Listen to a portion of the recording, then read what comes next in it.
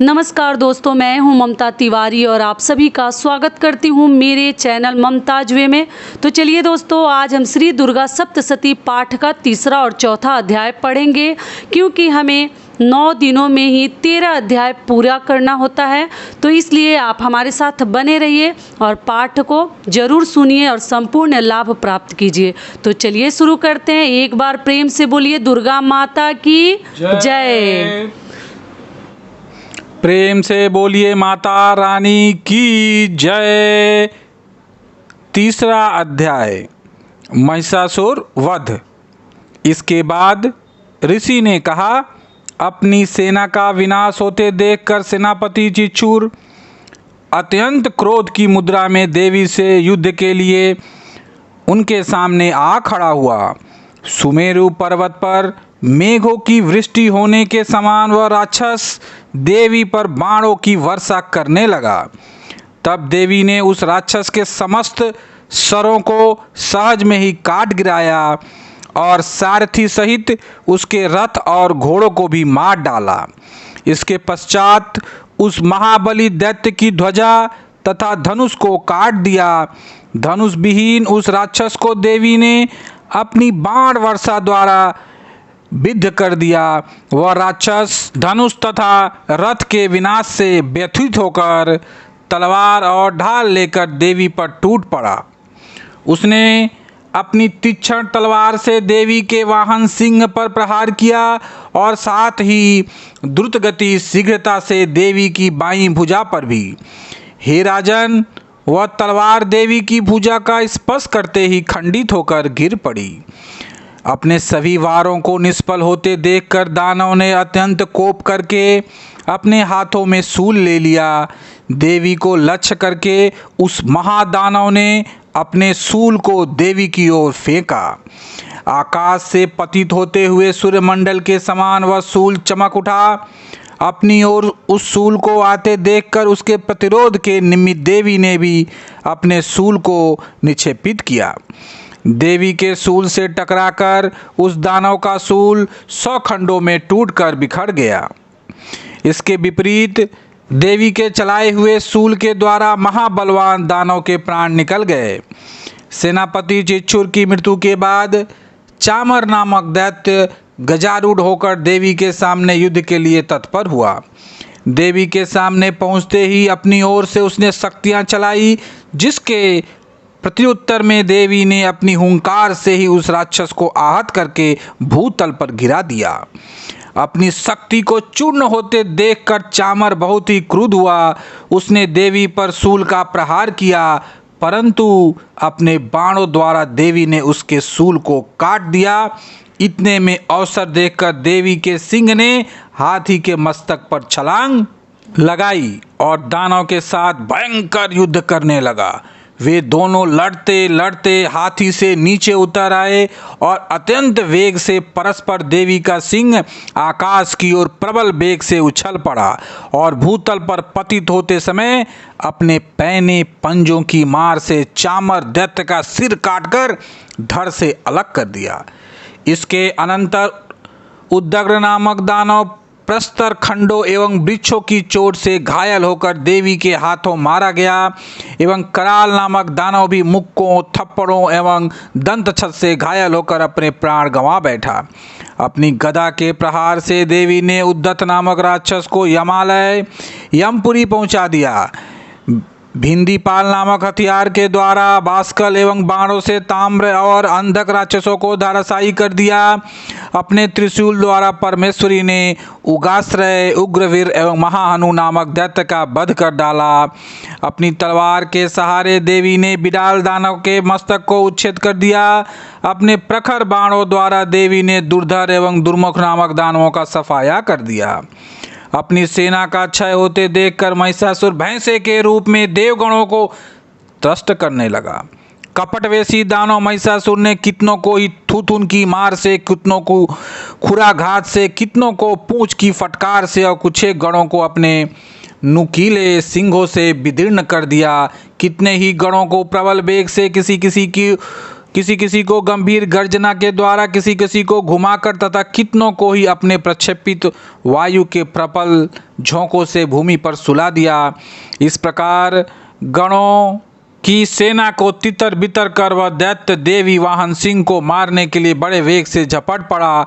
उसके इस दुस्साहसिक कार्य से महामाया को अत्यधिक क्रोध उत्पन्न हो गया। उधर महाबलवान महिषासुर क्रोधातुर होकर अपने खूरों से धरती को कुरेदने लगा और बड़े बड़े शिलाखंडों को सिंहों से उठाकर फेंकता हुआ गुरु दर्जन करने लगा। उसके द्रुत गति से दौड़ने के कारण पृथ्वी विक्षुब्ध हो उठी, मानो अब फट जाएगी। उसकी पूंछ की फटकार से सागर पृथ्वी को जलमग्न करने लगा।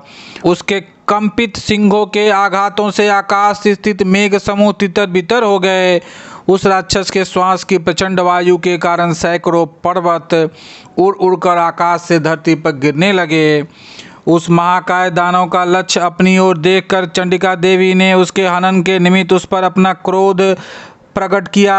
सर्वप्रथम देवी ने अपना पास फेंक कर उस महाबलशाली दानव को बांध लिया। जब उस राक्षस ने अपने को आबद्ध पाया तो अपने कपट वेश का त्याग कर दिया। उसके अनंतर वह राक्षस कपटी सिंह बनकर देवी के सम्मुख आ गया।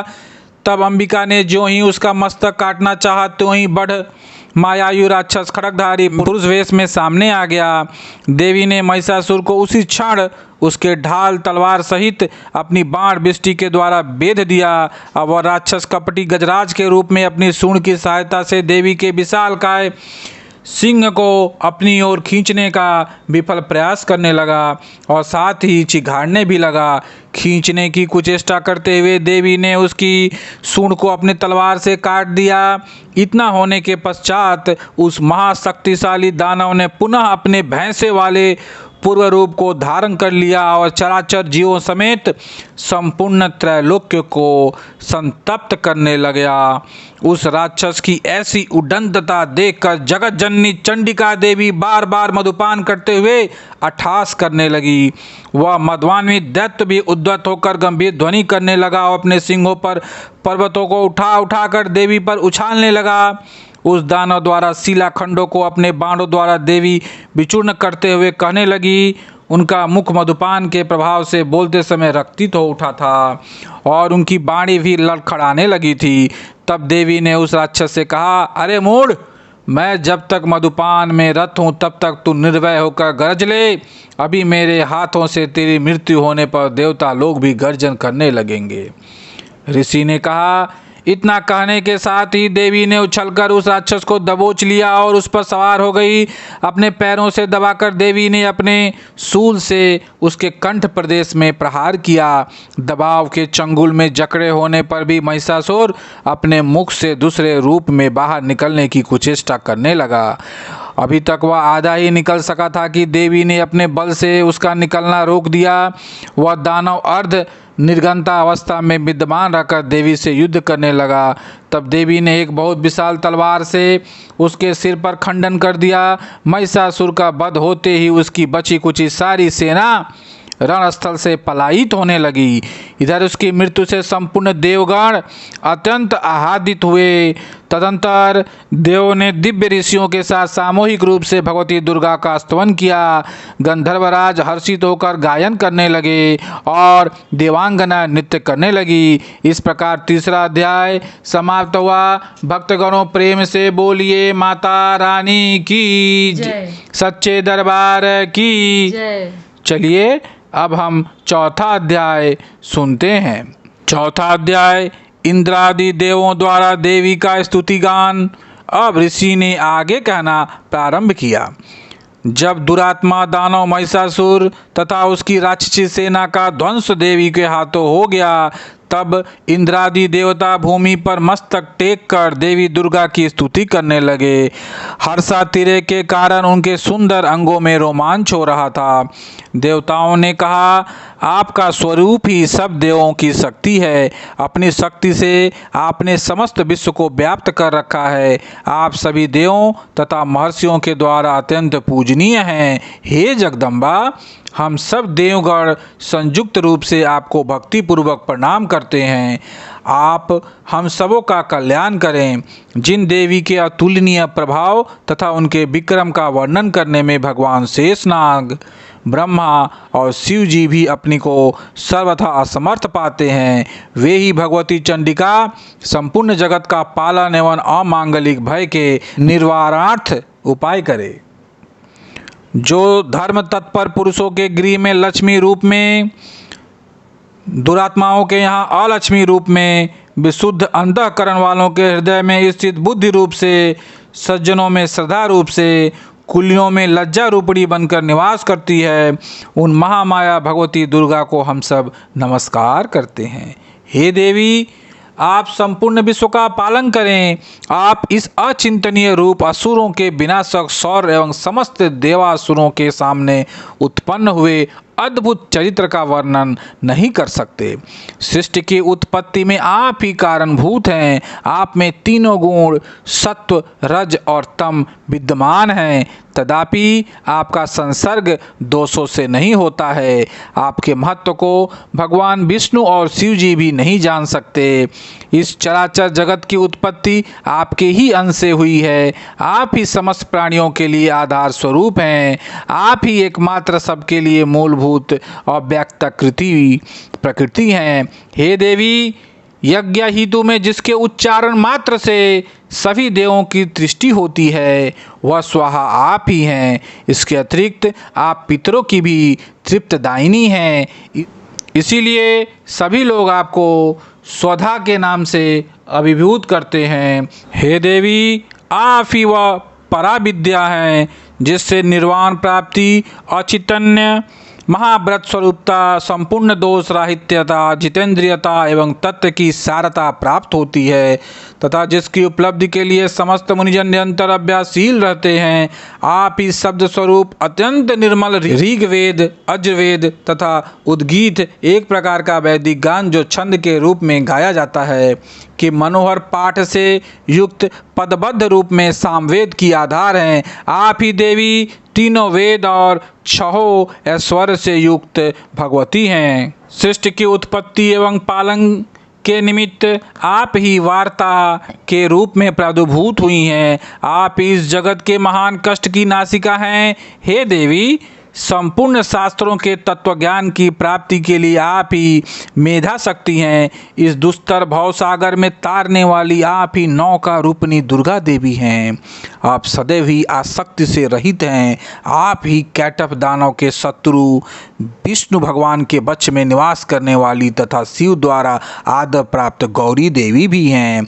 आपके मुखमंडल मधुर हास से पूरित स्वच्छ पूर्ण चंद्र बिंब के समान और उत्तम स्वर्ग की मनोहर आभा से आलोकित हैं। फिर भी आपके इस अनुपम रूप राशि को देखकर राक्षस महिषासुर ने क्रोधाविष्ट होकर आप पर आक्रमण कर दिया। यह अत्यंत आश्चर्यकारक घटना है। हे देवी, जब वही मुखाकृति क्रोधापूर्ण मुद्रा में उदयकालीन चंद्रमा के समान रक्ताभ और वक्र भ्रुकुटी के कारण भीषण हो उठी, तब महिषासुर के प्राण सहसा क्यों नहीं निकल गए?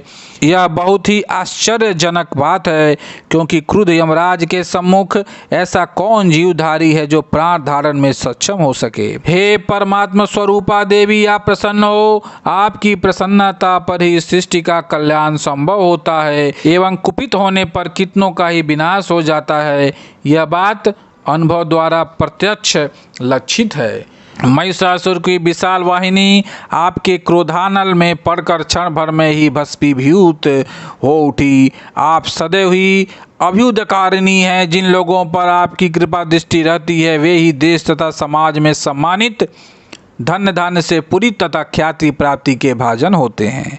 उन लोगों का धर्म कभी शिथिल नहीं होता तथा वे ही अपनी भार्या, पुत्र एवं अनुचरादि के साथ रहकर जगत में धन्य होते हैं। हे देवी, आपकी कृपा कटाक्ष के द्वारा धर्मप्राण लोग श्रद्धान्वित होकर सदैव धर्म कार्य में तल्लीन रहते हैं, जिसके फलस्वरूप उन्हें स्वर्गलोक की प्राप्ति होती है। इसलिए निश्चय ही आप त्रिलोक को अभिलषित फल देती हैं। हे माँ दुर्गे, आपके स्मरण मात्र से ही उन सब जीवों के भय का निवारण होता है। स्वस्थ व्यक्तियों द्वारा आपका ध्यान किए जाने पर आप उन्हें सुप्रद बुद्धि देती हैं। दुख दरिद्र तथा भय हारिणी देवी, आपका चित्त सदैव परोपकार में द्रवित रहता है। आपके समान इस जगत में ऐसा दूसरा कौन है? हे देवी, जो दानव नरकगामी बनने के लिए अनंत काल तक दुराचरण करते रहे, उन्हें वध के बहाने स्वर्ग प्राप्ति कराने तथा संसार को सुखी बनाने के हेतु ही आपने उनका संहार किया है। आप अपने शत्रुओं पर शस्त्र क्यों उठाती हैं? आप में अपने दृष्टिपात से ही समस्त दानवों को भस्मसात करने की शक्ति है, फिर भी आप ऐसा न करके युद्ध स्थल में ही उनका वध करती हैं। इस बात में कोई भेद अवश्य छिपा हुआ है। वह भेद अनुमानतः यही होगा कि वे सब दानव मेरे शस्त्र स्पर्श द्वारा पवित्र होकर स्वर्ग लाभ करें। इस प्रकार उन पापात्माओं के प्रति भी आपके उत्तम विचार रहते हैं। उन राक्षसों की आंखें खड़क की भयंकर चमचमाहट और त्रिशूल की घनीभूत दीप्ति से चकाचौंध हो जाने पर भी प्रकाश रहित नहीं हुई, क्योंकि वे सब आपके आनंदप्रद मुखचंद्र को निहार रहे थे। हे देवी, आपका शील दुरात्माओं के अनितिकरण व्यवहार का निवारक है। आपका स्वरूप अचितन्य और तुलनीय है। आपकी सूरता देवजयी दानवों का संहारक है। इस प्रकार आपने सदा ही अपने शत्रुओं पर कृपा दृष्टि रखी है। हे वरदात्री देवी, आपके शौर्य की समानता कहीं भी नहीं हो सकती। शत्रुओं को त्रस्त करने वाला ऐसा मनोरम रूप अत्यंत कहाँ दिखाई पड़ सकता है। हृदय में कोमलता एवं युद्ध स्थल में निष्ठुरता, ये दोनों बातें एक साथ होने का भाव आपके अतिरिक्त त्रैलोक्य में कभी नहीं दिखाई पड़ता। हे जगदम्बे, शत्रुओं का वध करना आपने उन्हें अमृत प्रदान कराया है। उन लोगों द्वारा आप सभी को मिलने वाला त्रास भी दूर किया है, इसलिए हम सभी का आपको नमस्कार है। हे देवी, आप शूल के द्वारा हमारी रक्षा करें। हे अंबिके, आप अपने खड्ग, घंटा ध्वनि और धनुष की टंकार से मेरी रक्षा करें। हे चंडिके, आप चारों दिशाओं पूर्व, पश्चिम, दक्षिण और उत्तर में अपने त्रिशूल को घुमाकर मेरा परित्राण करें। त्रैलोक्य में आपके जो परम मनोहर एवं भीषण रूप दृष्टिगत हो रहे हैं, उनके द्वारा आप हमारी तथा भूतल की रक्षा करें। हे अंबिके, आपके कर कमलों में शोभित होने वाले खड्ग, शूल, गदादि जो भी आयुध हों, उन सभी के द्वारा आप हम सभी का रक्षण करें। तब इसके बाद ऋषि ने कहा, इस तरह जगन माता की समस्त देवगणों ने संवेद स्वर में स्तुति की तथा नंदन वनन इंद्रपुरी का बगीचा के दिव्य पुष्पों तथा गंध चंदादि के साथ उनकी पूजा की। तत्पश्चात देवों ने दिव्य धूपों के सुवास से उन्हें सुवासित किया। देवी ने हाथ जोड़कर नमस्कार करते हुए उन देवों से कहा, देवी ने कहा, हे देवगण, तुम लोग मुझसे अपना इच्छित पदार्थ मांग लो। देवी की ऐसी बात सुनकर देवों ने कहा, हम लोगों की संपूर्ण आकांक्षाएं देवी के कृपा से पूर्ण हो चुकी हैं। हम कुछ भी पाने की चाह नहीं रह गई है। हे महेश्वरी, आपने अपने प्रबल शत्रु महिषासुर का वध किया है, फिर भी आप यदि अनुग्रहवश हम लोगों को कुछ देना ही चाहती हैं तो हमारी लालसा है कि हम जब भी आपका स्मरण करें तभी आप दर्शन देकर हम सभी का कष्ट दूर करें। हे प्रसन्न वदना अंबिके, जो भी कोई इन स्रोतों के द्वारा आपका गुणगान करे, उसे आप धन धान्य एवं स्त्री पुत्रादि से युक्त करें तथा हम लोगों पर सदा ही प्रसन्नता की दृष्टि रखें। इसके अनंतर ऋषि ने कहा, हे राजन, देवताओं ने अपने तथा विश्व के कल्याण के निमित्त जब भद्रकाली देवी को स्तवन के द्वारा प्रसन्न किया, तब देवी तथास्तु कहकर वहीं अंतर्निहित हो गई। हे राजन, प्राचीन काल से त्रैलोक्य हितैषिणी देवी देवों के शरीरांश से जिस तरह प्रादुर्भूत हुई थी, वह सब वृतांत मैंने तुम्हें बतला दिया। तदंतर देवों की हितकारिणी देवी ने जिस तरह गौरी देवी के अंगों से प्रकट होकर दुरात्मा शुंभ एवं निशुंभ देव दैत्यों का संहार किया, उसका वर्णन अब मैं तुमसे करता हूँ। इस प्रकार चौथा अध्याय समाप्त हुआ। एक बार प्रेम से बोलिए माता रानी की जय। फिर आगे कल सुनेंगे दोस्तों 5वां अध्याय। तो 2 अध्याय आप लोग इसमें जरूर सुन लीजिएगा पाठ का। प्रेम से बोलिए सच्चे दरबार की जय। माता रानी की जय। जगदम्बे माते की जय।